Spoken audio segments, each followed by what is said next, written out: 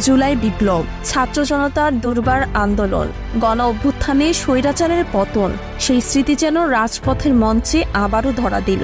অভিনয়ের মাধ্যমে বৈষম্য বিরোধী ছাত্র আন্দোলনের নানা ধাপ ফুটিয়ে তোলেন শিল্পীরা।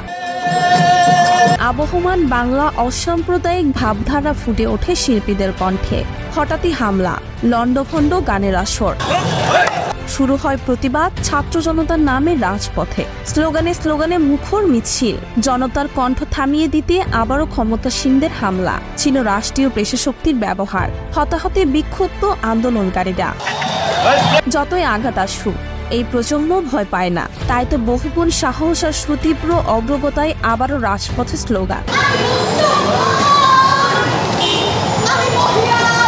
এবার সাথে হয় যুগে যুগে অধিকার আদায়ে প্রাণ দেওয়া নূর হোসেন, আবু সাইদ মুগ্ধরা।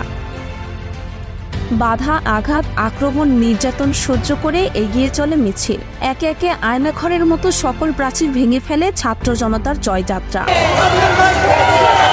ক্ষমতাসীনরা শুরু করে সর্বোচ্চ নির্যাতন, মেতে ওঠে রক্তের নেশায়। চূড়ান্ত সেই আন্দোলনে মৃত্যুকে আলিঙ্গন করে শত শত মানুষ। রঞ্জিত হয় রাজপথ।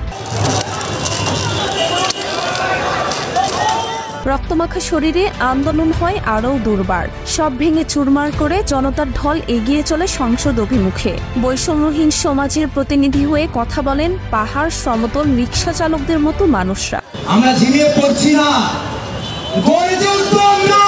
এজন্য রাজপথে আবার জুলাই বিপ্লব। এটা শুধুমাত্র একটা পথনাটক না, এটা রাজপথ গণপরিবেশনা। এই পথনাটকটির মধ্য দিয়ে আসলে আমরা জুলাই বিপ্লবের স্মৃতিকে তুলে এনেছি।